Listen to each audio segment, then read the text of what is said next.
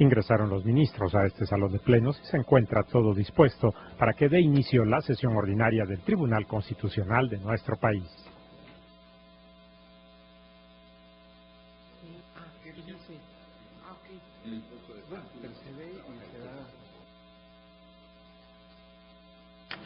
Sí, exacto. Puede verme, sí. A ver si le pasa un asunto. Cambio de tu... Sí.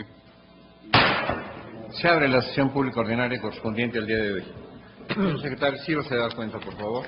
Sí, señor ministro presidente.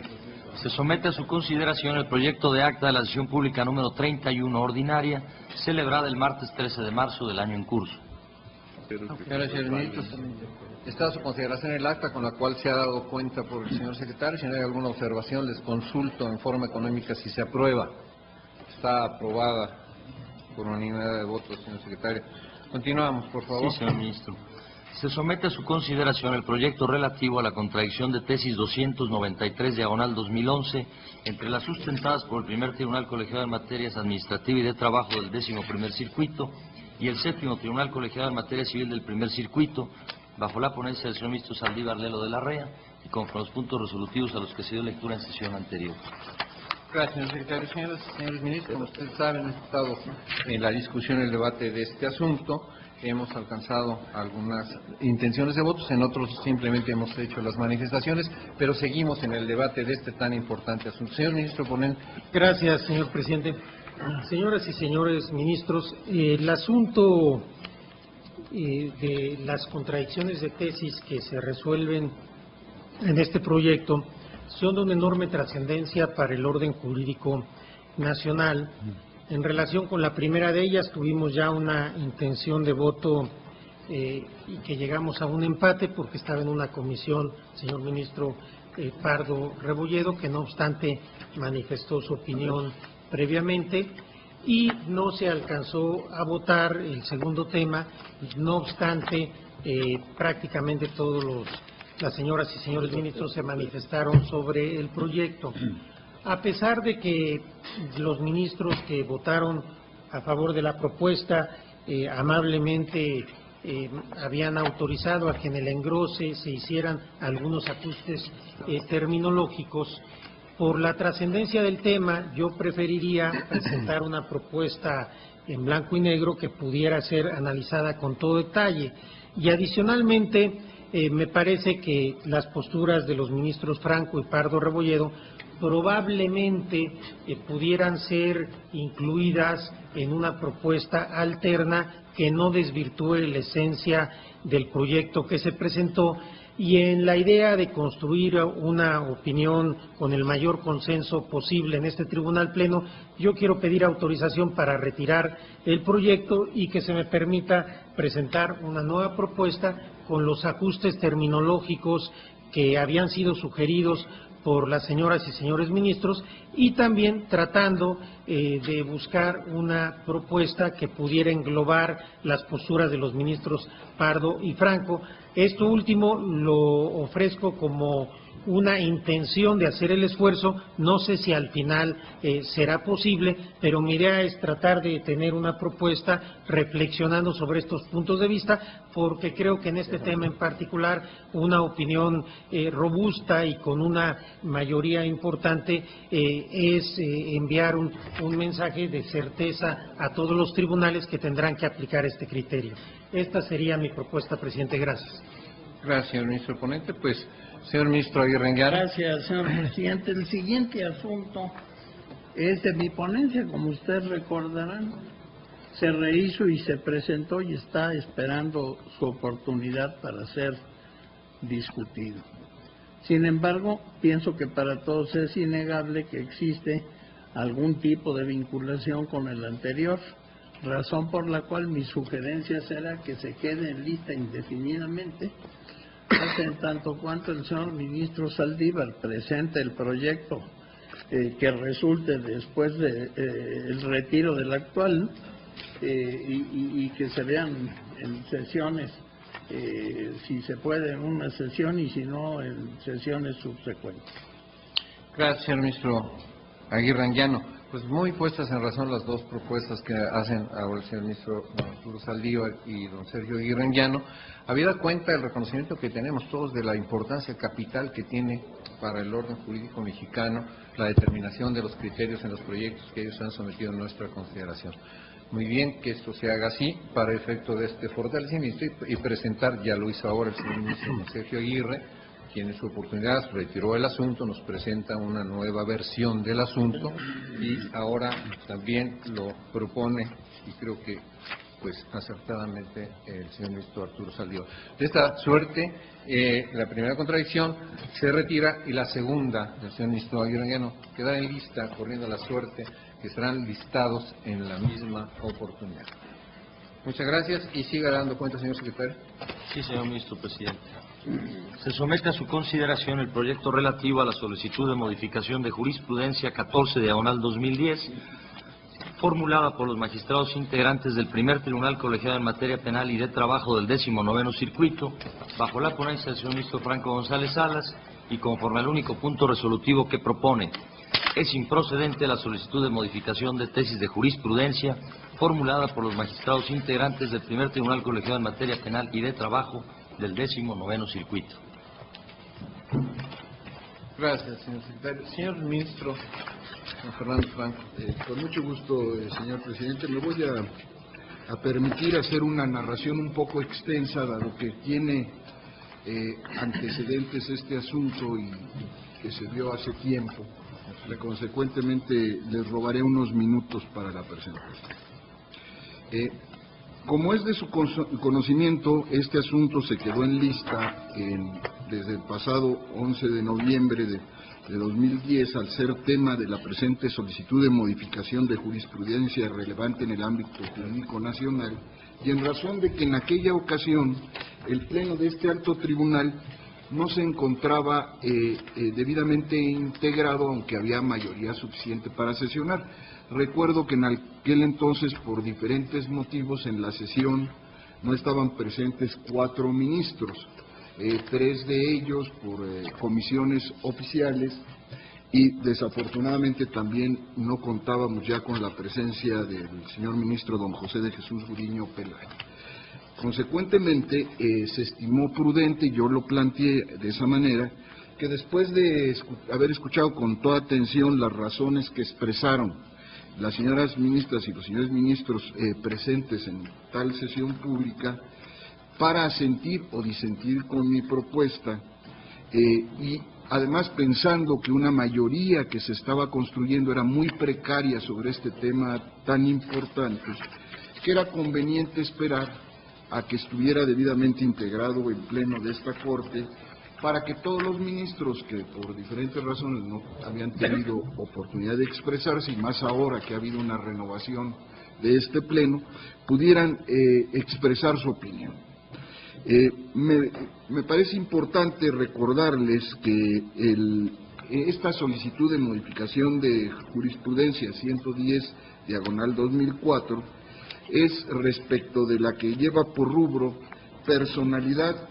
Es improcedente el juicio de amparo indirecto promovido en contra de la resolución que dirime esa cuestión en el incidente respectivo, al dictarse en el propio procedimiento laboral el laudo que le pone fin por cambio de situación jurídica.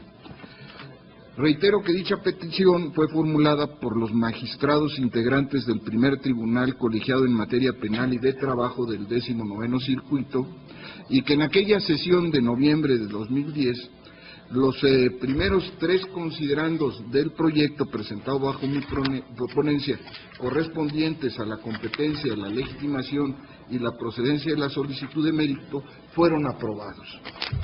Ya entrando al fondo del asunto, tenemos que la solicitud formulada por dichos magistrados pretende que se efectúe la modificación del criterio de referencia con el fin de hacer extensiva la regla contemplada en el párrafo segundo, fracción 10ª del artículo 73 de la Ley de Amparo, aplicable a la materia penal, a la materia laboral, para que proceda a suspender oficiosamente el dictado del laudo cuando esté pendiente de resolver el amparo indirecto promovido, previo al dictado de aquel, contra lo resuelto en el incidente de falta de personalidad interpuesto frente a la representación patronal.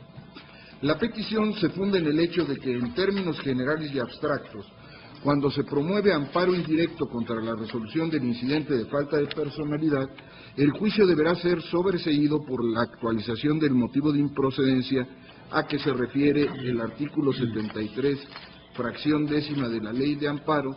Recuerdo que precisamente se refiere al cambio de situación jurídica, si antes de resolver el amparo sobreviniera el dictado del laudo en el juicio de donde proviene el referido acto reclamado, previamente en el amparo biinstancial. Como lo manifesté en aquella primera sesión, he reflexionado profundamente sobre cada una de las razones jurídicas que fueron expresadas por las señoras y señores ministros para coincidir o disentir con la propuesta que se presentaba. Y hasta ahora, en mi opinión, no ha habido un razonamiento lo suficientemente válido para mí para modificar o declinar aquel planteamiento original, por lo que nuevamente someto a consideración de este Pleno, ahora ya completamente integrado, la consulta que propone que el criterio cuya modificación se solicita permanezca tal cual. Esto debido a que el problema detectado por los magistrados referente a la materia laboral, en mi opinión, ya está resuelto con la diversa jurisprudencia plenaria aplicable en materia común de rubro, suspensión definitiva respecto de las resoluciones que dirimen la cuestión de personalidad, procede concederla para el efecto de que, sin paralizar el procedimiento, el juez natural se abstenga de dictar sentencia mientras se decide el amparo. Hasta aquí el rubro. En el proyecto que está a su consideración, se destaca que dicho criterio jurisprudencial surgió de una interpretación histórica de los artículos 124, fracción 2, y 138, primer párrafo de la Ley de Amparo, con el fin de impedir que opere la causa de improcedencia prevista en el artículo 73, fracción 10 de la Ley de Amparo, denominada cambio de situación jurídica, en materias contenciosas como la laboral, donde hay dos partes contendientes, actor y demandado, que requieren, cuando se solicita dicha medida cautelar, garantizar los posibles daños y perjuicios que con esta se puede generar a quien figure como tercero perjudicado para el caso de que el quejoso no obtenga sentencia favorable en el amparo, particularidad que no se presenta en los asuntos penales en los que por regla general no existe ese tercero con esas calidades. Así se examina el sistema mixto construido jurisprudencialmente sobre las hipótesis de procedencia del amparo contra actuaciones que inciden en la personalidad de las partes, y se concluye que, si bien tiene un cierto grado de complejidad, esta circunstancia no justifica la modificación de la jurisprudencia solo porque las partes omitan solicitar la suspensión del acto reclamado para conservar la materia del amparo indirecto, que procede a petición de parte, cuyo efecto sería el que, sin paralizar el procedimiento ordinario, se suspenda únicamente el dictado del laudo, impidiendo de esa forma que opere la causa de improcedencia a que se refiere la jurisprudencia cuya modificación se pretende. En mi opinión, está plenamente justificado el criterio y, en todo caso, existe el remedio para evitar la aplicación del citado criterio, que es solicitar la suspensión del acto reclamado. No he desatendido para sostener mi proyecto las razones dadas en contra en aquella sesión de noviembre de 2010, principalmente por la señora ministra Luna Ramos y por el señor ministro Saldívar Lelo de la Rea, en el sentido de que lo resuelto en el incidente de personalidad es una afectación de tal grado irreparable que amerita la interposición inmediata del juicio de amparo indirecto. Pero he llegado a la conclusión de que esas razones plausibles aplican únicamente en cuanto a la procedencia del juicio de amparo biinstancial, pero no inciden en sí, pero de ninguna manera inciden en sí sobre el sobreseimiento o no en casos de que se dicte el laudo antes del dictado de la sentencia en el juicio de garantías. Pues si bien es cierto que pareciera en un primer momento que la tesis deje en estado de indefensión a quien promovió el amparo sin solicitar la suspensión y que ese tema ya no podrá analizarse en el amparo directo que se promoviera, en su caso, en contra del laudo, ya analizada la situación en el contexto exacto, he concluido que no se presenta tal estado de indefensión, porque tal cambio de situación jurídica no se da per se, sino como consecuencia de una omisión del quejoso, quien no solicitó la suspensión del acto reclamado, y por ello no encuentro razón alguna para hacer extensiva una hipótesis que el legislador constriñó a la materia penal y en un caso diferente. Estimarlo de otra manera nos llevaría, en mi opinión, al extremo de conceder un beneficio legal no pedido, y por más grave que sea la afectación que origine una resolución jurisdiccional a alguna de las partes del juicio, no se puede sustituir u omitir el principio de petición de parte agravallada, porque entonces llegaríamos al extremo de tener la obligación de considerar como interpuestos recursos que no lo fueron, y eso aún si fuera en materia laboral a favor del trabajador, está proscrito por la ley. Como ejemplo de los límites que al respecto se han determinado por este alto tribunal, puedo citar la jurisprudencia 50/98 de la primera sala titulada Suplencia de la deficiencia de la queja en materia penal no implica el hacer procedente un recurso que no lo es. Esto me lleva a concluir que nuestro sistema de derecho, incluso en materia penal o laboral, donde la suplencia es total, cada parte debe hacerse responsable del curso del juicio de amparo, incluso de la decisión de interponerlo o no, y asumir sus consecuencias. Por estas razones, sigo sosteniendo el proyecto que está a su consideración, señor presidente, señoras y señores ministros, y por supuesto estaré muy atento a los razonamientos, comentarios que se formulen, y si encuentro alguno que me convenza, por supuesto no tendré ningún empacho en modificar la posición que hasta ahora sostengo. Gracias, señor. A usted, señor ministro. Señoras y señores ministros, pongo a su consideración los temas procesales en los considerandos: primero, alojada la competencia; el segundo, la legitimación; el tercero, que corresponde a la procedencia; el cuarto, en el que se fijan los alcances de la facultad que la Ley de Amparo otorga a esta Suprema Corte de Justicia de la Nación para modificar la jurisprudencia. Primero al cuarto, sometidos a su consideración. Si no hay observaciones, los consultos se aprueban de manera definitiva en forma económica, están aprobados. En el considerando quinto, donde está la propuesta del proyecto que se somete a su consideración,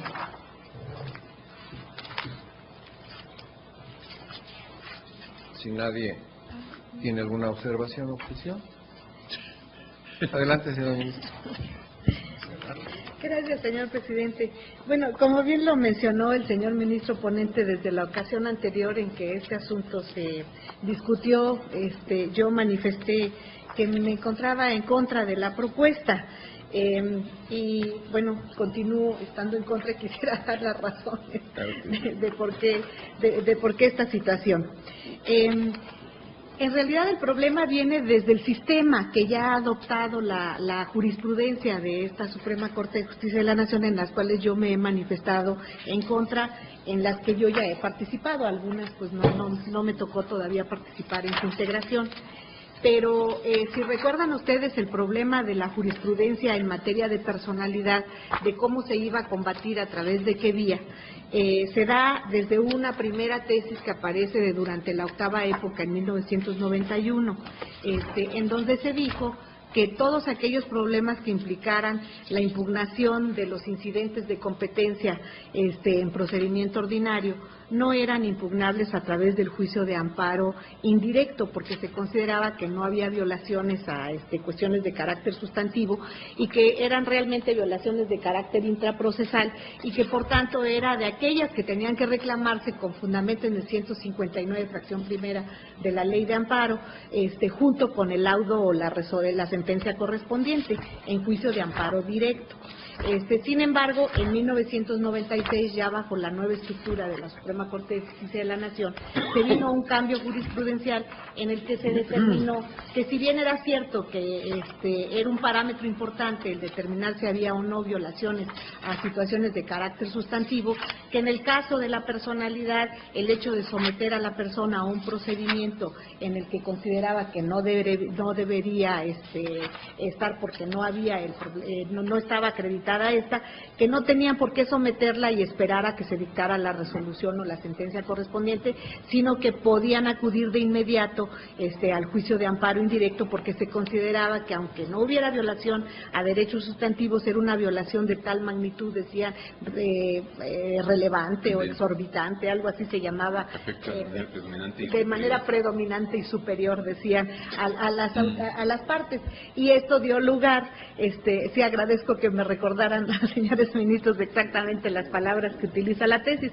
Esto cambió el criterio y se estableció la posibilidad de impugnar los problemas de personalidad en juicio de amparo indirecto de inmediato, cuando se resolviera el incidente correspondiente. En 1999 surgió una tesis que matizó un poco esta situación que se había dado ya de manera como muy tajante, y en esta tesis de 1999 lo que se estableció fue que sí se podía de alguna manera impugnar en juicio de amparo directo, pero aquellas decisiones que implicaran el desechamiento de la demanda, porque se trataba de resoluciones que ponían fin a juicio, y que sobre esta base, bueno, sí había una excepción a la regla general que estaba dando la tesis que había cambiado el criterio anterior, en el sentido de que sí se podía impugnar en juicio de amparo directo, pero solo cuando esta decisión de personalidad se diera justamente en una resolución que pone fin a juicio. Esa fue la variante que se dio.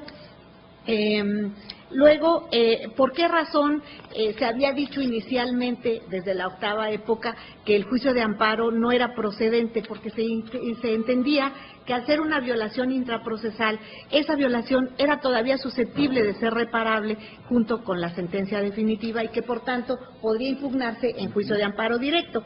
Sin embargo, les digo, el criterio cambió.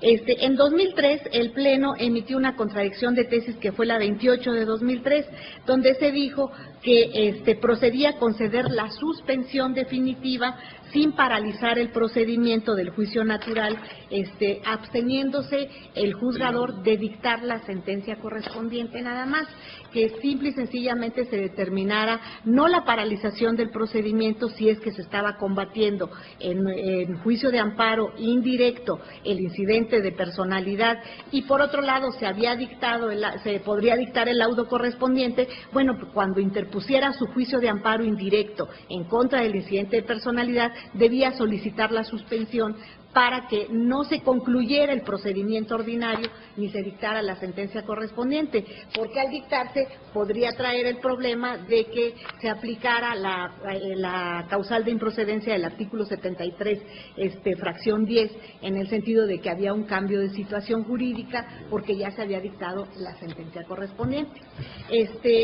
Ahora, los señores magistrados que están solicitando la modificación de la jurisprudencia, lo que proponen es que es un tema que debiera replantearse, porque dicen que en todo caso, si se dictara el laudo, claro, existe la posibilidad, según la jurisprudencia a la que he hecho mención, de que pueden solicitar la suspensión para que el laudo no se dicte, pero dicen, bien puede no pedirse la suspensión, o bien pudiera, por parte del órgano jurisdiccional que conociera, llegarse a negar. Eventualmente es una situación de hecho, pero pudiera darse. Entonces dicen, es algo que debiera reflexionarse, porque si de alguna manera se está estableciendo la posibilidad de impugnación de inmediato en juicio de amparo indirecto, quiere decir que la razón de ser de que se establezca su impugnación en juicio de amparo indirecto es que es una violación de carácter irreparable, de las que llamamos nosotros de carácter irreparable, y que por eso procede el juicio de amparo indirecto. Si fuera de las reparables, procedería el juicio de amparo directo.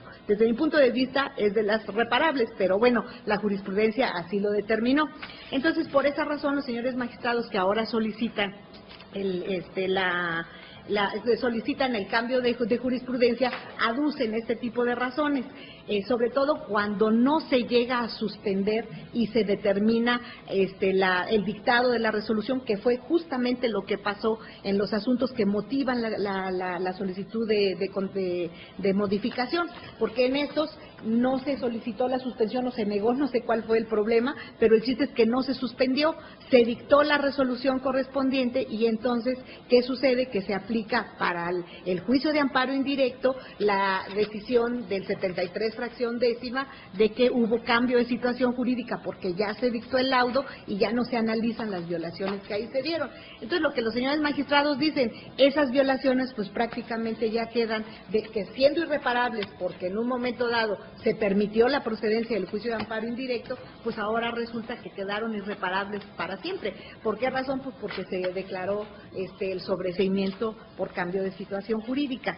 Yo debo de mencionar que cuando se analizó en este pleno la jurisprudencia que ahora se está solicitando su modificación, que dice, cuyo rubro dice personalidad, es improcedente el juicio de amparo indirecto promovido en contra de la resolución que dirime esa cuestión en el incidente respectivo, al dictarse en el propio procedimiento laboral el laudo que le pone fin por cambio de situación jurídica. Yo voté en contra justamente porque yo considero que primero que no es una violación de naturaleza irreparable, pero si la jurisprudencia de esta Corte ha estimado que sí lo es y por eso establece la procedencia del juicio de amparo indirecto, no podemos estimar que hay cambio de situación jurídica, porque si hubiera cambio de situación jurídica estaríamos dejando irreparablemente consumadas violaciones que se han estimado que son de tal manera graves que permiten la promoción del juicio de amparo indirecto. Entonces yo voté en contra incluso de la tesis que ahora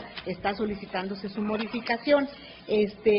Además, debo de reconocer que el artículo 138 de la Ley de Amparo sí establece en su segundo párrafo la posibilidad de que tratándose de un procedimiento pueda llegarse a suspender, dice, en casos extremos, cuando se trate de violaciones de naturaleza irreparable, no suspender el procedimiento, sino exclusivamente el dictado de la resolución correspondiente. Entonces, por esa razón, esta tesis determinó que sí era factible conceder la suspensión. Sin embargo, yo, les digo, parto de premisas totalmente diferentes a las que se están analizando en este momento y que en mi opinión son acordes con el sistema que la jurisprudencia de alguna manera ha establecido. Lo que yo considero es que los señores magistrados, en primer lugar, tienen razón porque yo no estoy de acuerdo con la tesis anterior y para mi gusto debe de modificarse. Pero no solo eso, en el caso de, como ellos dicen, de que no se concediera la suspensión o que se negara, sí se está dejando una violación irreparable sin la posibilidad de ser juzgada. Y si hablamos de que cuando estábamos en presencia de violaciones irreparables y que por eso establecemos la posibilidad de procedencia del juicio de amparo indirecto, pues no podemos permitir que el dictado de una resolución haga imposible el análisis de esa violación irreparable, independientemente de que exista o no suspensión. Ahora, ¿qué es lo que yo considero? No procede, en mi opinión, la aplicación de la fracción décima del artículo 73.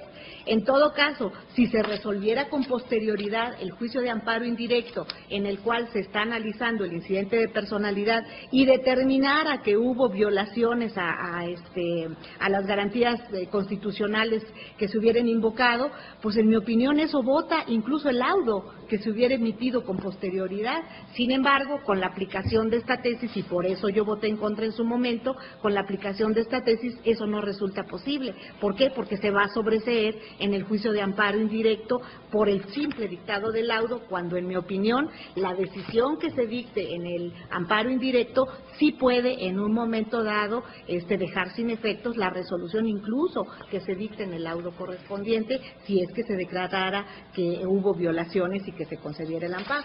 Entonces, entiendo perfectamente que la propuesta del señor ministro Franco es acorde al sistema jurisprudencial que se ha emitido. Sin embargo, en mi opinión no es correcto. He votado en contra de estas tesis jurisprudenciales y por esa razón considero pues que se debe de modificar la tesis y pues buena parte de este sistema. Y por estas razones yo votaría en contra de la propuesta del señor ministro Franco, con el debido respeto y entendiendo que desde luego corresponde al sistema jurisprudencial que en este momento se encuentra establecido, pero del que yo he disentido. Gracias, señor presidente. A usted, señora ministra, señor ministro Pardo Rebolledo, después el ministro Valls y después el ministro Luz María Aguirre. Gracias, señor presidente. Pues la señora ministra trae a esta discusión un tema que ha sido debatido desde hace muchos años tanto en este tribunal pleno como en la gran mayoría de los tribunales federales de nuestro país, que es el tema de la procedencia del amparo indirecto contra actos dentro de juicio. Yo llego a una interpretación diversa a la que mencionó la señora ministra en la jurisprudencia 4 de 2001, que estableció que procede amparo indirecto contra la resolución que resuelve la excepción de falta de personalidad, pero en esa jurisprudencia, desde mi punto de vista, no se sostuvo que la resolución de personalidad sea un acto de imposible reparación, porque se hace mención en esa jurisprudencia que de manera excepcional, en el caso de la personalidad, debe establecerse la procedencia del amparo indirecto, aunque se trate de una violación procesal. ¿Por qué? Porque afecta de manera predominante y superior a las partes. Es decir, se estableció la posibilidad de que proceda amparo indirecto contra una violación procesal, que esto, digamos, de alguna manera rompía con el esquema que establece el 114, fracción cuarta de la Ley de Amparo, porque ahí claramente se dice que solo procede amparo indirecto contra actos de imposible reparación. Tengo aquí la jurisprudencia, la 4 de 2001, y esta jurisprudencia, digamos, que recoge la definición que ya había hecho la Corte antes de los actos de imposible reparación, diciendo que eran aquellos que afectan de manera directa los derechos sustantivos, de forma tal que aunque se obtenga resolución favorable al final, esa afectación no desaparezca. Eso se recoge como una definición válida para actos de imposible reparación. Sin embargo, aquí en esta jurisprudencia se dice que en el caso de la personalidad, dice, es necesario admitir de manera excepcional que también procede el juicio de amparo indirecto tratándose de algunas violaciones formales, adjetivas o procesales, entre las que se encuentra precisamente el caso de la falta de personalidad. Y entonces ya se desarrolla el estudio de por qué se justifica la procedencia del amparo indirecto contra esta determinación, aunque propiamente no se trate de un acto de imposible reparación.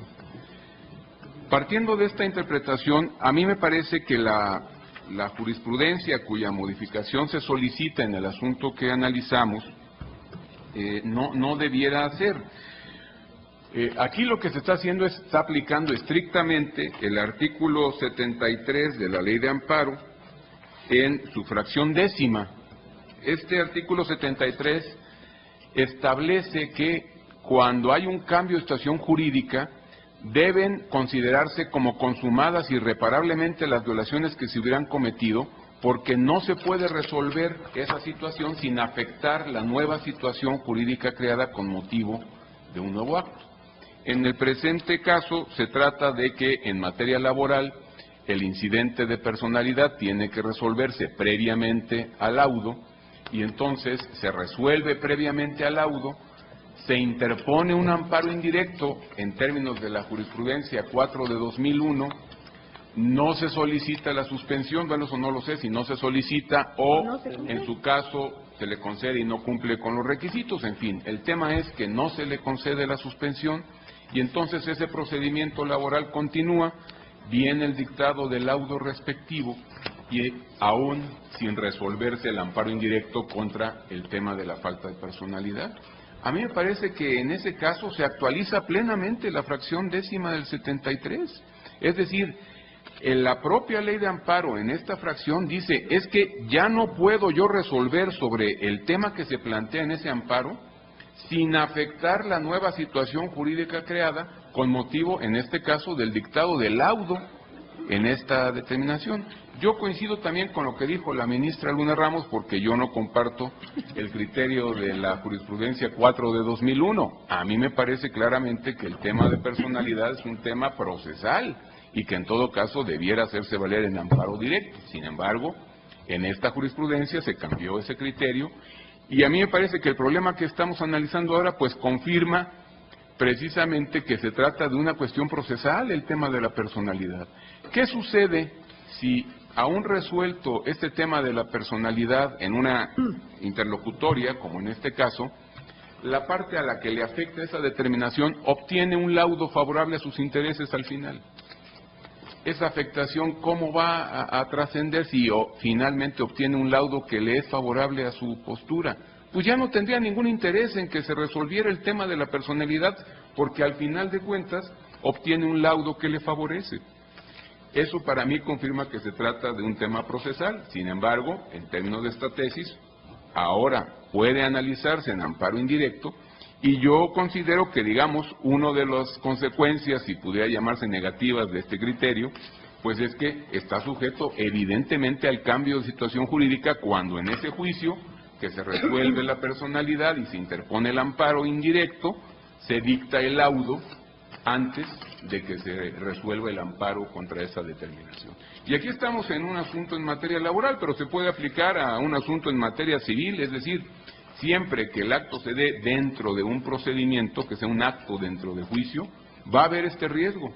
Hay temas que se suscitan durante el juicio, que en este caso procede el amparo indirecto en su contra, pero si viene la sentencia definitiva, eso genera un cambio de situación jurídica respecto de las impugnaciones en amparo indirecto previas.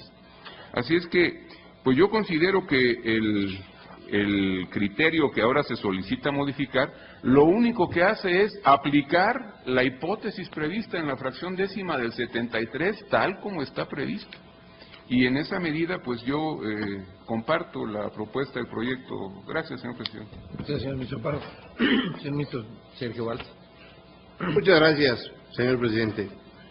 Yo no estoy muy convencido de que exista un cambio de situación jurídica que haga improcedente el amparo indirecto que se promueve contra la resolución que dirime el incidente de falta de personalidad, cuando en el juicio laboral se dicta un laudo que pone fin al procedimiento.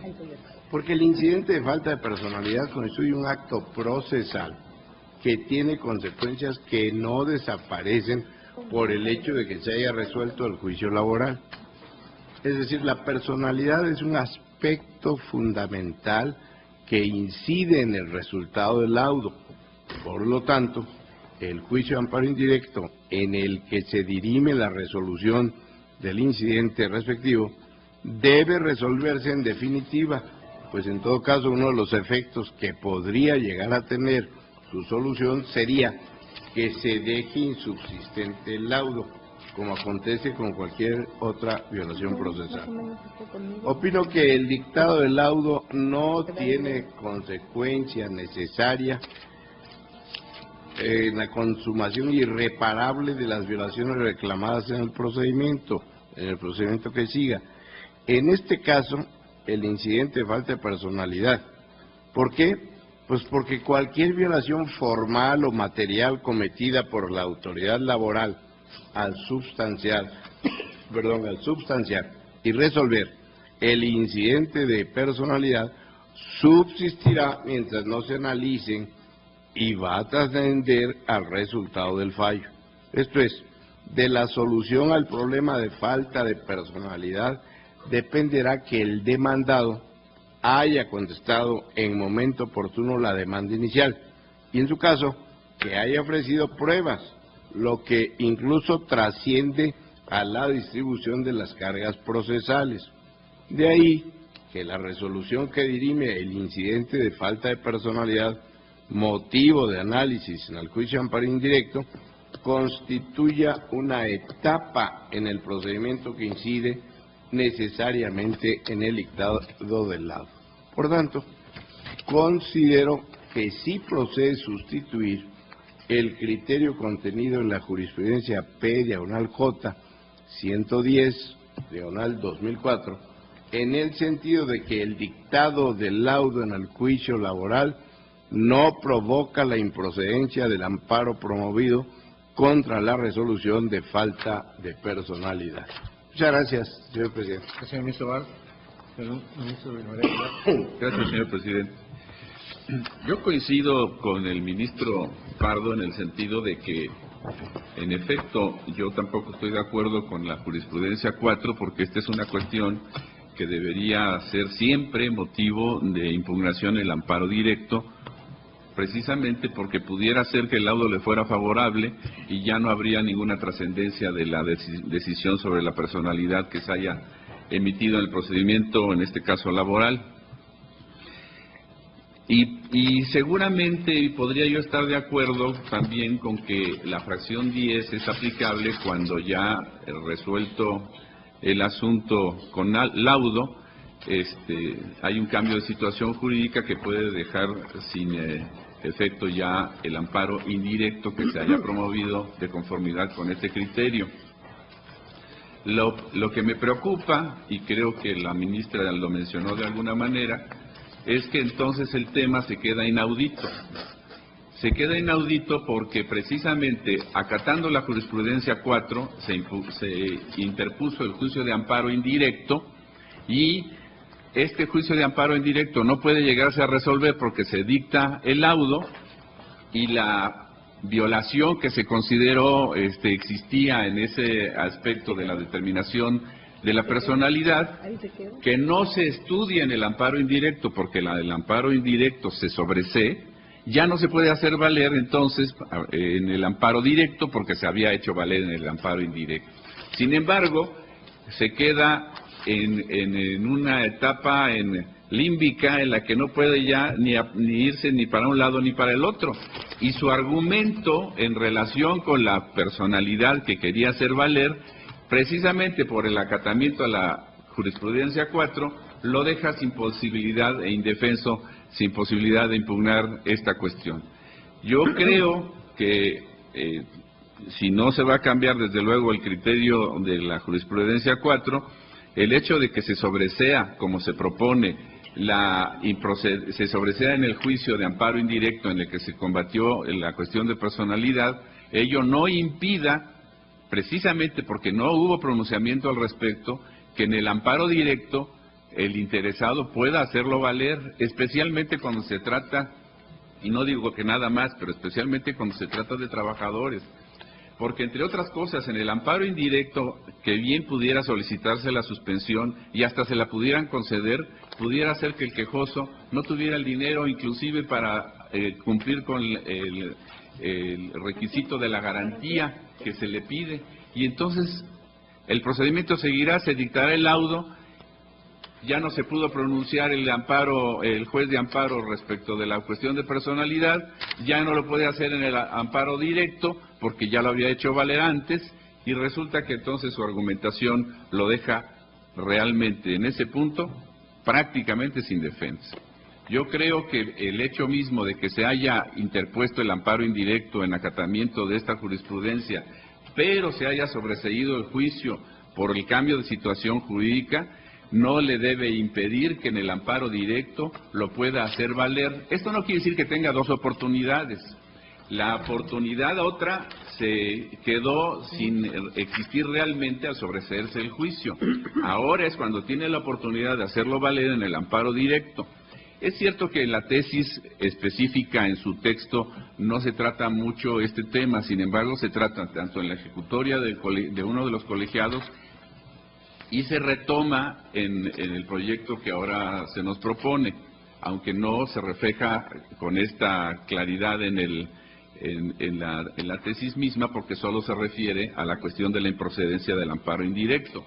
Sin embargo, yo creo que es muy importante para no dejar en indefensión a quien haya visto o advertido o considere que la cuestión de personalidad fue mal resuelta por la Junta, que pueda impugnarla en el amparo indirecto, como dice la jurisprudencia 4, que preferiría que no fuera así, pero así lo dice, o en su caso de sobreseerse, desde luego, si hay un pronunciamiento de fondo ya no se podría hacer valer, pero de sobreseerse por el cambio de situación jurídica, la defensa de quien quiere hacer valer esta cuestión de personalidad se puede hacer valer en el amparo directo, porque lo que se le está dando es una prerrogativa. Con la jurisprudencia 4 yo lo entendería como una prerrogativa de poder acudir al amparo indirecto a combatir la cuestión de la personalidad, no como una obligación de que lo tenga que hacer, porque inclusive suponiendo que no lo hubiera hecho valer en el amparo indirecto y lo pudiera hacer valer en el amparo directo,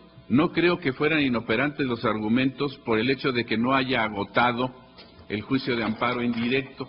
Simple y sencillamente vamos a suponer que el trabajador vio que se resolvió el incidente, no está conforme con él y dice: yo me espero hasta que se dicte el laudo, y cuando se dicte el laudo entonces yo ya lo impugno. Esto no quiere decir que porque no haya interpuesto el amparo indirecto ya no lo pueda hacer valer en el directo. Y precisamente el sobreseimiento del amparo indirecto es como si no lo hubiera hecho valer, es como si no hubiera existido, precisamente porque ese amparo directo no se pronuncia sobre ninguna de las cuestiones solicitadas ni pedidas. Entonces yo estaría porque se aproveche esta oportunidad para aclarar que si se hizo valer el amparo indirecto y se sobreseyó, de cualquier forma ese tema puede ser argumentado en el amparo directo que se promueva contra un laudo que obviamente le haya sido desfavorable. Por eso yo tendría mis reservas en respecto a este criterio y estaría por una postura diferente, ampliando el rango de protección de la gente que por alguna circunstancia no pudiera impedir que se dictara el laudo ante la Junta. Gracias, señor presidente. Gracias, señor ministro María Aguilar. Señor ministro Saldívar. Gracias, señor presidente. Yo simplemente voy a reiterar las razones que ya expresé en su momento para manifestarme en contra de esta propuesta. Yo estimo que no solo es procedente modificar esta tesis, sino que es importante hacerlo por dos razones. Primero, porque viene a trastocar todo el sistema jurisprudencial del amparo indirecto judicial, y segundo, porque aplica indebidamente una causal de improcedencia que me parece que no se actualiza en el caso concreto, como voy a tratar de explicar. Ya la señora ministra Luna Ramos ha hecho una referencia histórica de cómo ha venido evolucionando este criterio. En un primer momento, el amparo indirecto judicial se podía promover prácticamente contra cualquier acto dentro de juicio. Entonces había el criterio que fuera algún tema sobre el cual no se iba a poder pronunciar en la sentencia el juez, de tal manera que los actos de ejecución irreparable es un concepto jurídico, no un concepto fáctico, y es un concepto que esta Suprema Corte ha venido modificando y ha venido adaptando.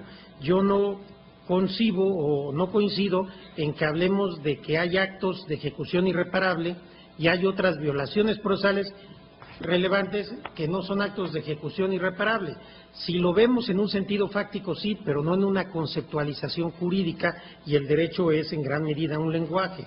De tal manera que a mí me parece que en un primer momento, hace ya algún tiempo, la Corte venía sosteniendo reiteradamente cualquier resolución, cualquier auto dentro de juicio sobre el cual ya no pueda pronunciarse el juez al dictar sentencia, es un acto de ejecución irreparable. Después vino esta evolución, iniciando con la anterior tercera sala, en donde la Corte dijo solamente se consideran actos de ejecución irreparable aquellos de que manera directa e inmediata afectan derechos sustantivos.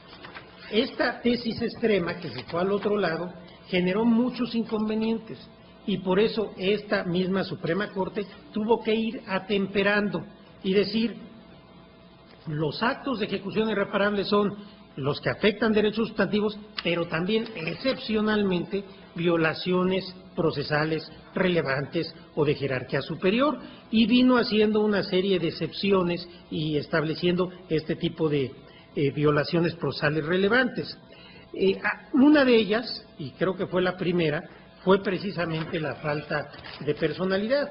Yo sí coincido con este esquema jurisprudencial que permite el amparo en violaciones procesales relevantes, pero coincido con la señora ministra Luna Ramos, que dice: yo no comparto este criterio, pero la tesis que se pide modificar incluso no es acorde a este criterio, y creo que trae consecuencias muy desfavorables. Entonces, en un primer aspecto, a mí me parece que no hay ninguna razón para sostener que la falta de personalidad no es una violación procesal relevante o de jerarquía superior. Segundo aspecto por el que estoy en contra: en mi opinión no se actualiza la fracción 10ª del artículo 73 de la Ley de Amparo, que establece como causa de improcedencia, dice: contra actos emanados de un procedimiento judicial o de un procedimiento administrativo seguido en forma de juicio, cuando por virtud de un cambio de situación jurídica en el mismo deban considerarse consumadas irreparablemente las violaciones reclamadas en el procedimiento respectivo por no poder decidirse en tal procedimiento sin afectar la nueva situación jurídica. Una característica esencial para que esta causal se aplique es que las fases procesales tengan autonomía. Si las fases procesales no tienen autonomía, entonces no pueden gozar de una situación propia, independiente, que no pueda ser afectada por una decisión posterior. Por regla general, todos los actos en un procedimiento pues pueden ser afectados por una decisión posterior. Sin embargo, tratándose de esta causal, se requiere la autonomía. Un ejemplo típico: una pensión alimenticia provisional en un juicio, controversia, el orden familiar, cualquiera que fuera, es diferente a una pensión definitiva. Los elementos que toma en consideración el juez, las pruebas, la temporalidad de la medida es muy distinta a la pensión definitiva. Consecuentemente, aquí sí hay un cambio de situación jurídica. Y también se dio mucho tiempo en materia procesal penal. Creo que en este caso no estamos en una etapa procesal que goce de autonomía, que no puede ser afectada por la etapa posterior, porque una de las reglas precisamente de esta causal es que lleva al extremo que decía precisamente el señor ministro Luis María Aguilar, que ya no se puede analizar la constitucionalidad de la medida porque goza de autonomía. Si se puede volver a analizar, entonces creo que no puede haber cambio de situación jurídica. Y a mí me parece que la falta de personalidad, o la personalidad, mejor dicho, es un presupuesto procesal. Y como presupuesto procesal no puede gozar de esta autonomía, que después, no importe qué pasó en la personalidad, vamos a resolver el fondo, porque esto puede generar que se consume de manera irreparable la violación. Además, no puede estar la procedencia del amparo, en mi opinión, sujeto a que se otorgue o no la suspensión, cuando además pueden suceder muchísimas cosas por las cuales se conceda o no se conceda. Ya la señora ministra creo que lo ha explicado muy bien, de tal manera que a mí me parece que en la lógica del sistema jurisprudencial esta tesis debe modificarse, como ya dije, primero porque creo que trastoca la lógica del amparo indirecto judicial, porque afecta derechos sustantivos y violaciones procesales relevantes. Y segundo, porque aplica la fracción décima del artículo 73 de la Ley de Amparo a un supuesto que en mi opinión no es aplicable. Y recordemos que las causas de improcedencia son de aplicación estricta.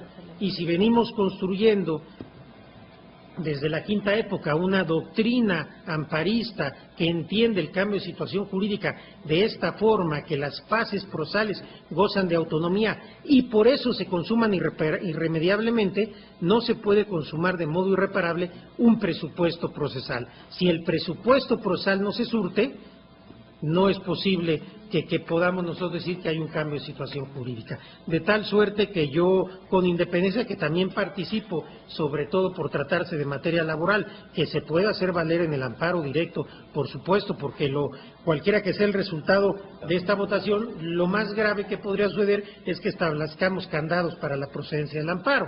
De tal suerte que yo, participando con lo que decía el ministro Luis María Aguilar, para proteger que no haya indefensión, creo que lo más sano es modificar esta jurisprudencia y que no se aplique esta causal en esta hipótesis. Gracias, presidente. A usted, señor ministro Saldívar. Señor ministro Ortiz Medegoite, por favor. Yo desde un principio me manifesté en favor de este proyecto. Como primer punto destaco que la tesis de jurisprudencia, el señor ministro Luis María Aguilar la ha identificado como la número 4, yo no tengo presente el número, que establece la procedencia del amparo indirecto contra las resoluciones sobre personería en los procesos laborales. No es la que está a discusión, este es un telón de fondo en el caso. Lo que está a discusión aquí es si habiéndose promovido un amparo indirecto contra la resolución incidental sobre personalidad, se dicta el laudo, queda o no, resulta o no improcedente el amparo por cambio de situación jurídica. En la definición de cambio de situación jurídica que da la fracción novena del artículo 73 de la Ley de Amparo es que no se pueda resolver sobre lo que es materia de un amparo sin afectar a la nueva situación jurídica determinada dentro del proceso. Y a mí sí me queda muy claro que de llegarse a conceder el amparo indirecto se afecta lo decidido en el laudo. También sucede en el amparo directo cuando se casa por violaciones procesales, pero ahí el acto reclamado es precisamente la sentencia, laudo o resolución que pone fin al juicio. Ahí no podemos hablar de cambio de situación jurídica, sino de mandato expreso de la Ley de Amparo que permite examinar tanto las violaciones de fondo como las procesales, cosa que aquí es distinta. ¿Qué piden los señores magistrados? Que la disposición específica de la materia penal contenida en la fracción décima del artículo 73 se haga extensiva a la materia laboral. Y el proyecto contesta, creo que atinadamente, que esto no es posible. Esta es una disposición de excepción, de aplicación exclusiva a la materia penal, y las demás áreas del derecho tienen sus propias reglas conforme a las cuales se rigen. Hace muchos años me invocaron como principio general de derecho el que enuncia que el derecho protege al diligente. Si quien promueve el amparo en un caso de estos no pide la suspensión, evidentemente se expone a que le dicten el laudo en cualquier sentido en que sea. Pero no solo está la suspensión del amparo, hay suspensión del proceso laboral como lo hay la suspensión de los procesos civiles, que se puede pedir directamente ante el juez o junta que tiene a su cargo la decisión. Aquí está pendiente de resolver una cuestión incidental que tiene trascendencia al dictado del laudo y te pido que no dictes el laudo.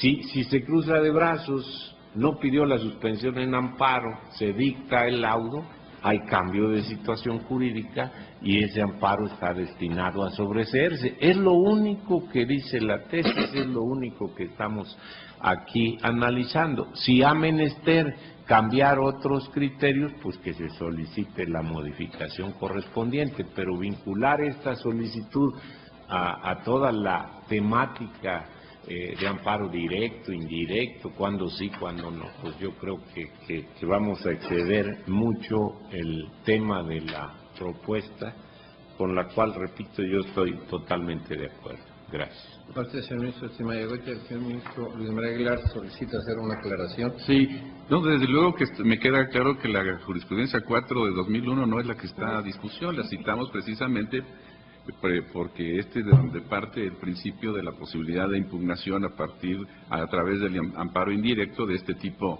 de cuestiones de personalidad. Simplemente fue la cita y el comentario de que no estoy conforme con ella, pero no es el momento de cambiarla.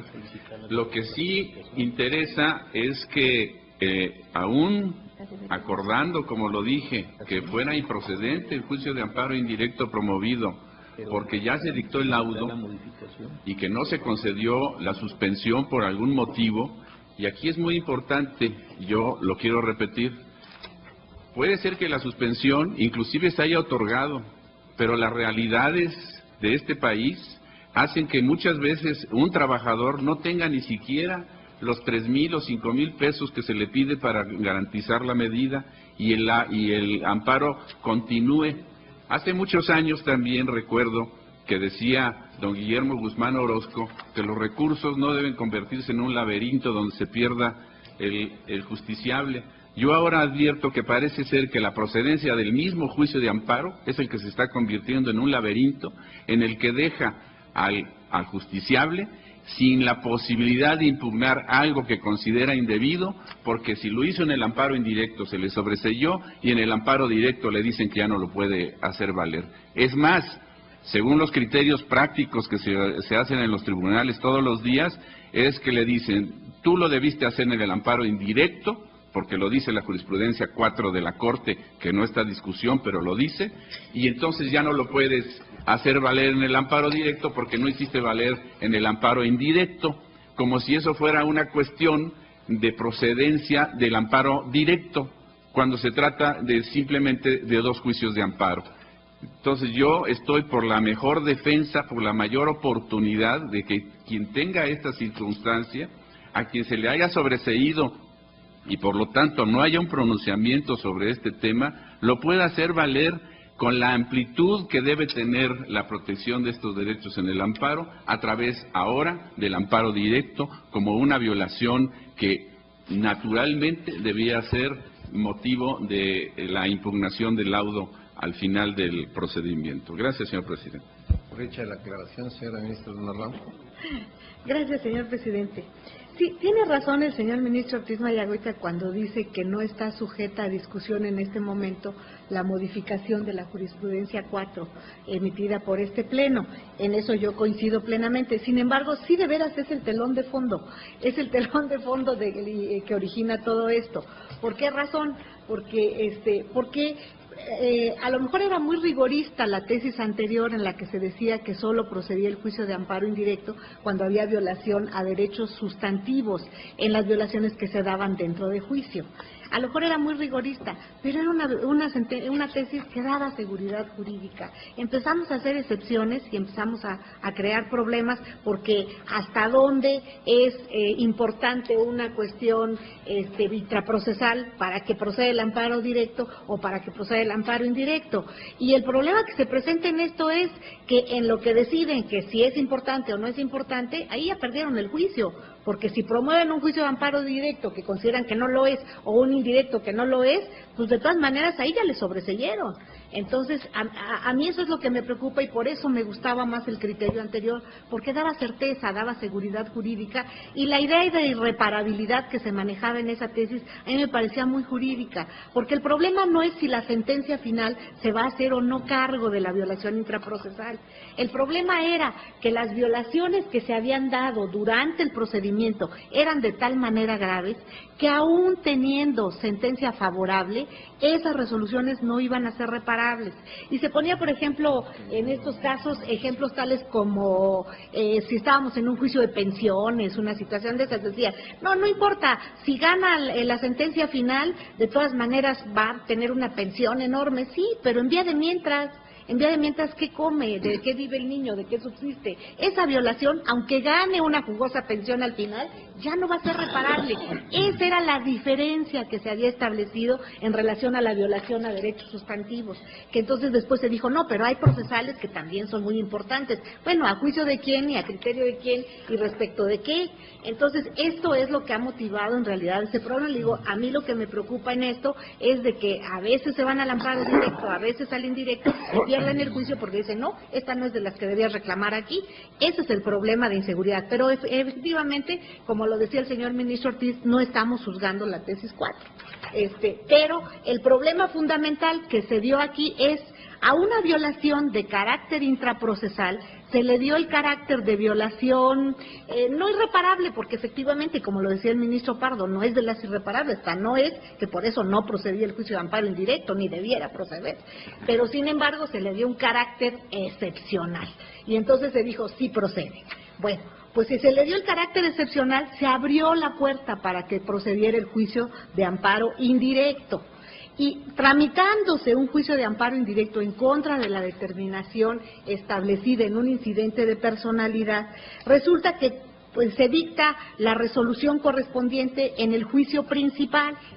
Al dictarse la resolución correspondiente en el juicio principal, se dice, bueno, pues pudo haber solicitado la suspensión si es que no quería que se dictara. Desde luego, las cargas procesales afectan a quien en un momento dado no cumplen con ellas o no las piden adecuadamente, eso me queda clarísimo. Pero el problema es que una cosa es que no obtenga una suspensión porque no la pidió mal o porque no pudo cumplir con la garantía o lo que sea, y otra es que de entrada en la ley una violación de esta naturaleza que se considera no va a ser factible de ser analizada en la sentencia, se deje en posibilidad de no ser pasada por el tamiz constitucional.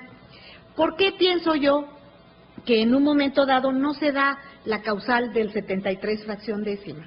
La causal del 73 fracción décima establece, viene un cambio de situación jurídica cuando se dicta la resolución última.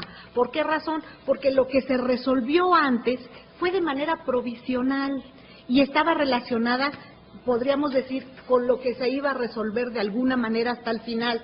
Se resolvió de manera provisional, entonces lo que se hubiera resuelto de manera provisional al resolver las cuestiones en definitiva, esto ya queda sin efectos. Y por supuesto que ahí sí se puede dar el cambio de situación jurídica, pero en el caso que estamos juzgando, aquí no se está resolviendo de manera provisional nada.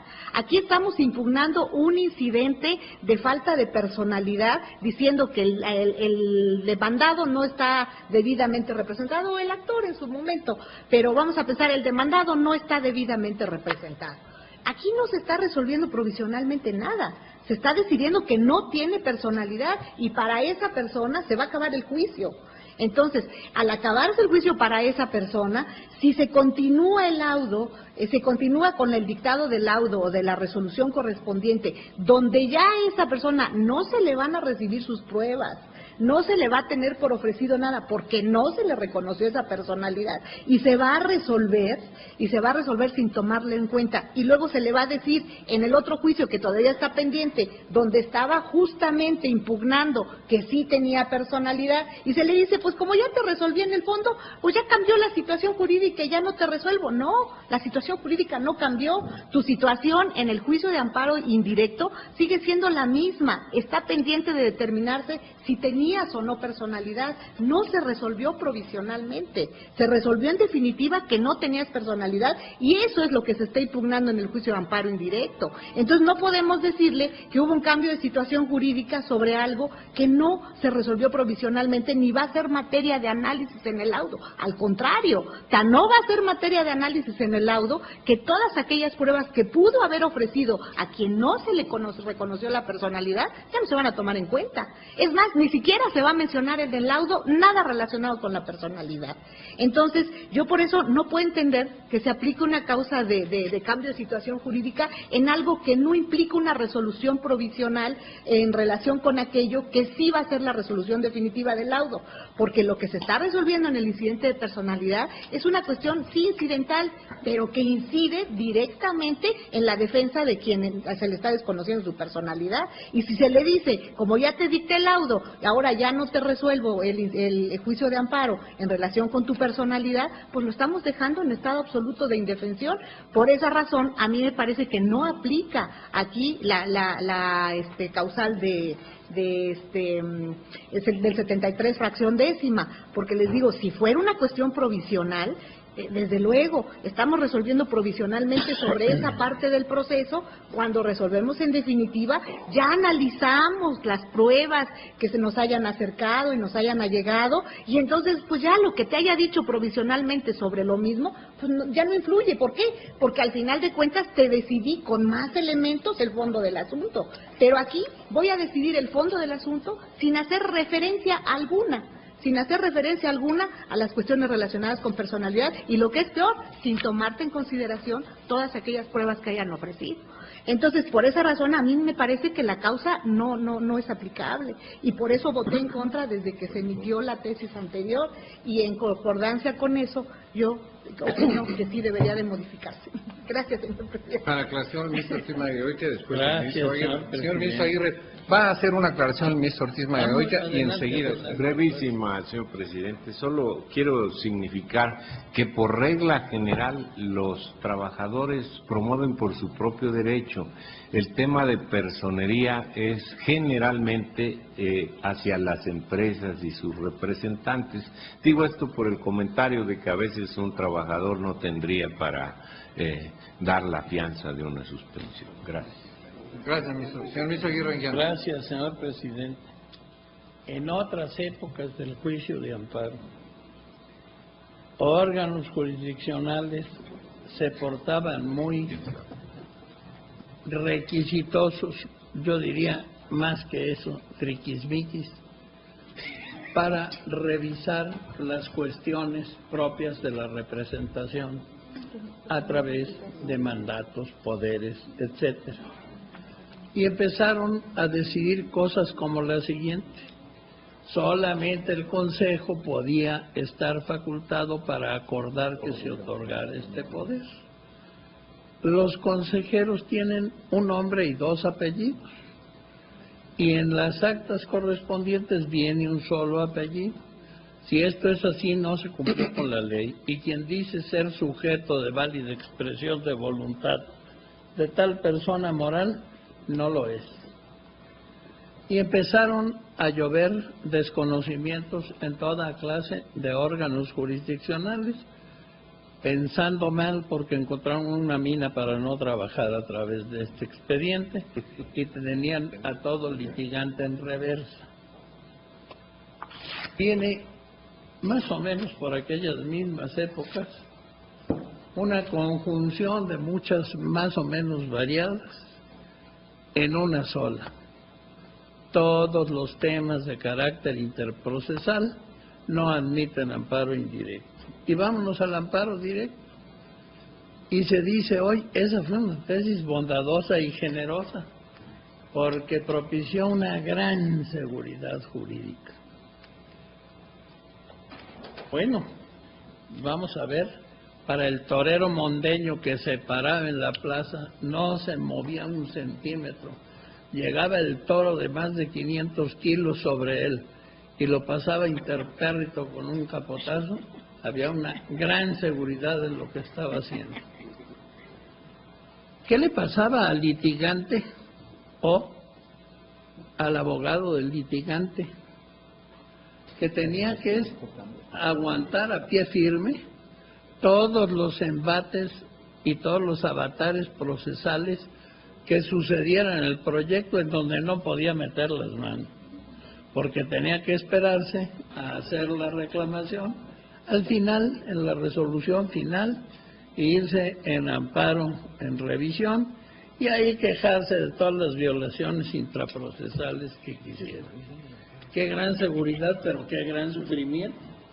Y si a esto le acompañamos la situación de hecho que se daba con los órganos jurisdiccionales, según lo refería anteriormente, bueno, pues era un cáliz terrible que tenían que apurar los involucrados con las cosas de la justicia como partes por esta persona. Vino la novena época, vimos esa situación y empezamos a flexibilizar las cosas. Si no justificó, según el parecer del órgano jurisdiccional, su personería o su personalidad en la debida forma, requiérasele y apercíbasele para que si no purga tal o cual deficiencia dentro de 3 o 6 días, yo que sé, se tendrá por desconocida su personalidad. Y empezamos a dar caminos, a señalar caminos para que no sucedieran las cosas con el grado de rudeza que venían sucediendo, hasta que por fin el bloque, el queso emmental que no tiene un solo agujero, aunque se fabrica en Gruyère, en donde más bien el Gruyère que no tiene un solo agujero, aunque se fabrique en la sede del emmental también, empezó el Gruyère a tener pequeños agujeritos. Y hubo un gran escándalo con esto. Bueno, ¿cómo es posible? a la tesis tan sólida que tanta seguridad jurídica daba, se le están abriendo agujeros. Esto ya parece un emmental. Y más agujeros, porque, bueno, pues el tema intraprocesal de la personalidad era la yugular de los litigios, aunque fuera un tema procesal, y la yugular de los sufrimientos había que ahorrarlos, y se abrieron caminos para todo eso. Y hoy llegamos a lo siguiente, pero fíjense nada más, todos los ministros que han intervenido antes que yo, con buenas razones todos ellos, y ministras, todos finalmente lo hacen por ser tuitivos con el quejoso, por no cerrarle puertas al quejoso. Antes se hicieron muchas cosas que no digo que es profeso fueran para eliminar a los quejosos de la circulación, pero parecía que sí. ¿Y hoy en dónde estamos? Presentaste tu amparo de 2 instancias, no lograste la suspensión, la autoridad no tenía suspendidas sus atribuciones para dictar sentencia o laudo, y lo hizo, y logra imperio de cosa juzgada. Y ahora resulta que con esta situación interprocesal estamos atacando la cosa juzgada. ¿Saben qué? Pues por lo de los males, el menor. Yo estoy con la tesis que propone el proyecto. Podríamos hablar de esto días, pero basta con un ratito. Gracias. Señora ministra Cordero, después del ministro Cosío. Gracias. ¿Primero yo? Sí, adelante. Gracias, señor ministro presidente. Bueno, pues yo he escuchado muy atentamente a quienes me han antecedido en el uso de la palabra. Escuché atentamente las razones del ministro Aguilar y del señor ministro Arturo Saldívar y de otros también. Y la verdad es que me convencen esas posiciones. Para mí, el caso de la procedencia del amparo directo o del amparo indirecto o de la existencia o no de cambio de situación jurídica, pues dependerá necesariamente de lo que se pueda resolver o de lo que se vaya a resolver en la interlocutoria de falta de personalidad. Esa es la realidad. En principio yo quiero señalar que tratándose precisamente de este incidente de falta de personalidad, pues no podrá resolverse el juicio laboral al ser, como lo señaló el ministro Saldívar, de un incidente de previo y de especial pronunciamiento, que conlleva que no va a poder resolverse el fondo del asunto hasta en tanto no se determine lo que va a pasar con la personalidad. Así que entonces la procedencia de una vía de amparo o de otra vía de amparo, pues dependerá necesariamente de lo resuelto en este incidente de falta de personalidad. Pues si es fundado el incidente, sí se estará ante una imposible reparación y proceder el amparo indirecto. Se desechará la demanda y en su caso quedará sin una forma de ser impugnada. Pero de ser infundado el incidente, pues desde luego continuará el proceso laboral y sí habrá laudo que permita que pueda ser impugnado en la vía directa. De ser fundado el incidente, se trata de una violación procesal que es de imposible reparación. Conlleva el desechamiento de la demanda, pues no da la posibilidad de que se logre obtener una resolución favorable, pues no se llega al dictado del laudo, ya que se desecha por falta de personalidad.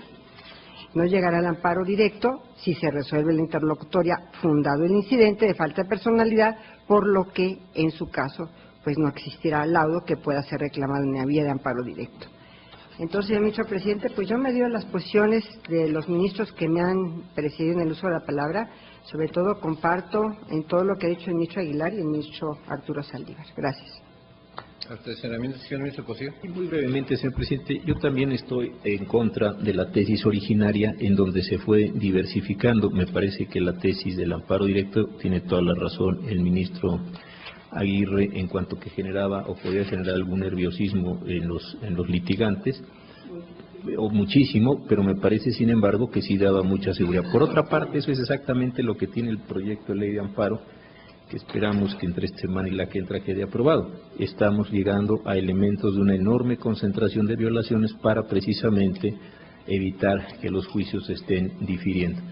A cada uno de las personas que han antecedido el uso de la palabra les han convencido las razones que han dado otros compañeros. A mí las que me terminaron de convencer fueron las de la ministra Luna Ramos, y esta idea donde ella y yo en distintas ocasiones hemos estado votando por la concentración de las violaciones, que es el origen, como todos lo han mencionado, de este mismo problema.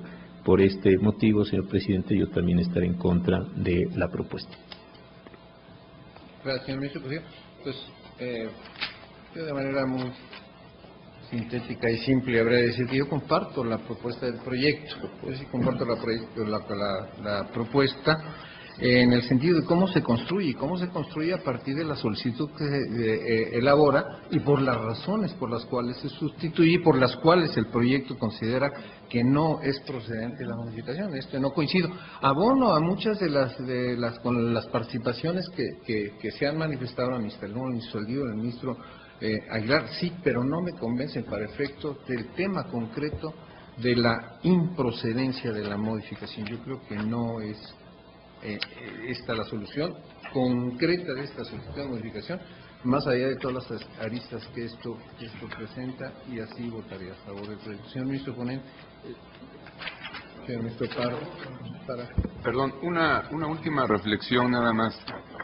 Si se modificara este criterio y se admitiera que no se surte la causal de cambio de situación jurídica con motivo del dictado del laudo, van a coexistir el amparo indirecto contra la resolución de personalidad y el amparo directo contra el laudo que se dicte en ese procedimiento laboral. Y esta situación habría que analizar con cuidado porque pudiera generar el sobreseimiento en el amparo directo porque está pendiente el amparo indirecto contra la personalidad, y pudiera ser que en ese amparo indirecto se le negara el amparo o por alguna otra causa se sobreseyera, y entonces ahí sí quedaría en total indefensión sin posibilidad de poder cuestionar nada de las situaciones de fondo de ese laudo o de las diversas cuestiones procesales, violaciones cometidas en ese juicio laboral. Entonces yo nada más quiero hacer la aportación de reflexionar sobre este posible escenario que se pudiera dar. Gracias, señor presidente. Señora ministra Luna Ramos. Gracias, señor presidente. Sí, tiene mucha razón el ministro Pardo en este escenario que presenta. Pues es justamente lo que causa la tesis 4. Porque si no estuviera la tesis 4, estaríamos hablando de que la violación en materia de personalidad se impugnaría junto con el laudo y no estaríamos discutiendo esto. Estaría todo el mundo muy tranquilo y muy contento. Pero desgraciadamente con ese criterio pues se establecen las dos posibilidades.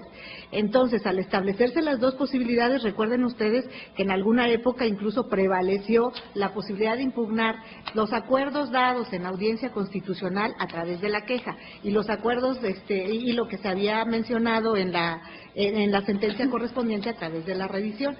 ¿Y qué era lo que sucedía cuando que se iban a veces concomitantemente a la revisión y a veces se fallaba en primer término la de la sentencia? Ahora sí que por razones de cargas de trabajo de los tribunales colegiados eventualmente se resolvía primero el recurso de revisión en contra de la sentencia y con posterioridad se resolvía la queja en contra de los acuerdos dados en la audiencia constitucional. ¿Y qué era lo que sucedía? Pues que lo dado en la queja, siendo en tiempo antes que lo resuelto en la sentencia correspondiente, tiraba la sentencia relativa. ¿Por qué razón? Porque eran violaciones anteriores.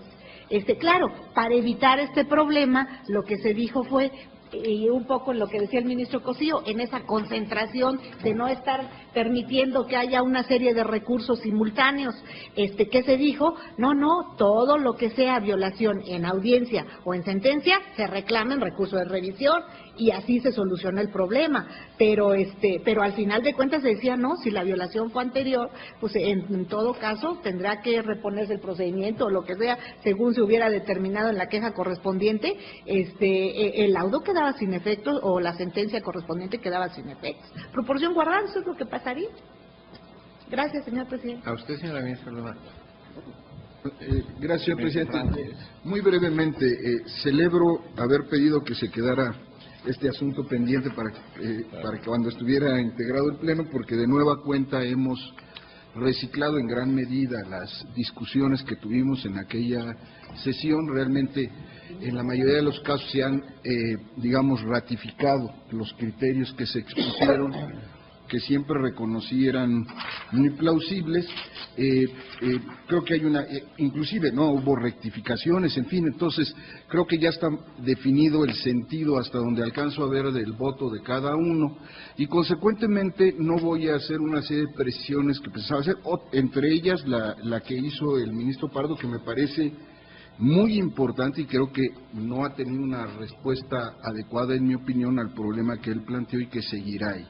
Consecuentemente, señor presidente, yo declino en hacer estos comentarios porque si la votación es adversa al proyecto, como lo veo venir, entonces haré un voto particular en que pondré todas mis consideraciones. Si es a favor, no tiene ningún sentido el abundar en argumentos que ya expresé desde la sesión pasada. Consecuentemente, si usted lo considera prudente, yo podría estar a que se tomara la votación y estar al resultado de la votación. Gracias. Señor ministro Franco, ¿sí? Si no hay alguna participación, una votación. Sí, señor ministro. Señor secretario, por favor. Señor ministro Aguirre Anguiano. Estrechado por las últimas manifestaciones del ponente, no me queda otro remedio que estar a favor de su proposición. Señor ministro Conde. Señor ministro Luna Ramos. En contra. Señor ministro Franco González Salas. Con el proyecto. Señor ministro Aldívar Lelo de la Red. En contra. Señor ministro Pardo Rebolledo. A favor del proyecto. Señor ministro Aguilar Morales. En contra. Señor ministro Valls Hernández. En contra. Señor ministro Sánchez. En contra. Señor ministro Ortiz Mayor. En favor del proyecto.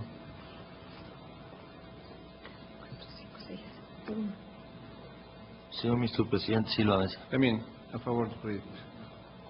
Señor ministro presidente, me permito informarle que existe una mayoría de 6 votos en contra de la propuesta del proyecto. Señor presidente, Señor, si me permite, y con el ánimo de que esto no se retrasara más, porque podría desecharse el proyecto y volverse a turnar, yo no tendría inconveniente si la mayoría indica el sentido preciso en que quieren engrosar el asunto en ese sentido para que pueda salir conforme al criterio mayoritario, como usted lo decida. Sí, yo lo veo complicado este ofrecimiento que como Tribunal Pleno debemos de agradecer esa voluntad sobre todo para que no se retrase el asunto. Sin embargo, creo que fueron diversas las aristas, las manifestaciones que fueron expresadas por la mayoría, y lo más conveniente aquí sería desechar el proyecto, que se haga el retorno al ministro que en estricto rol le correspondiera, agradeciendo, insistiendo en el agradecimiento hacia usted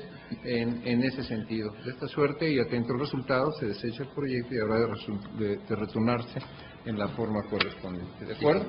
Voy a adelantar. Nada más le quiero agradecer, señor presidente, que haya tomado esa decisión, porque me quita un problema. Muchas gracias. Yo, más allá de una cortesía, yo creo que es una gran realidad.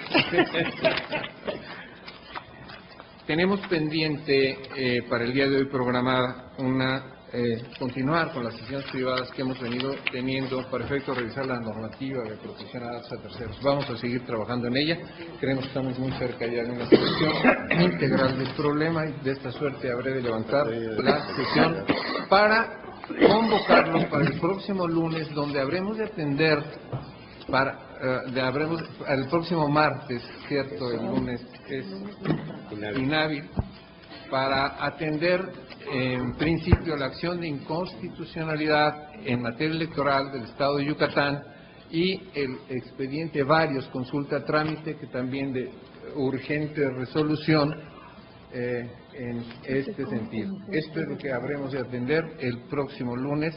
Es extenso el proyecto de la acción y tiene temas también muy relevantes que provocarán interesantes participaciones. Lo auguro, estos dos temas para el próximo lunes. De esta suerte estamos convocados. Pido a la Secretaría que se tome en consideración este aspecto y que se continúe con la lista que venimos ahora desahogando. Incluimos la acción de inconstitucionalidad electoral de Yucatán y después el expediente consultaba a trámite calificado como varios. A eso estamos convocados en la hora y en el día señalado a la hora de costumbre. Levanta la sesión. Muy bien. Concluyó la sesión ordinaria del Tribunal Constitucional de nuestro país, donde se han retirado en su primer momento una contradicción de tesis número 293, diagonal 2011, relativa a los tratados internacionales en materia de derechos humanos. También se ha abordado en su momento otro asunto de contradicción de tesis y se ha aplazado para el momento correspondiente. En este caso se ha planteado una solicitud de modificación de jurisprudencia número 14, diagonal 2010, la cual ha sido desechada. El proyecto se desechó por una mayoría de votos de 6. Este es el planteamiento en esta sesión ordinaria del Tribunal Constitucional de nuestro país. Agradecemos a todos ustedes la atención a su programa El Pleno en Vivo. Se despide José de Jesús Cruz Ibaja, invitándole para que en punto de las 9 de la noche pueda dar seguimiento a Acceso Directo Noticias y agradeciendo su interés en este ámbito de interpretación constitucional en el Estado mexicano. Por su atención, gracias.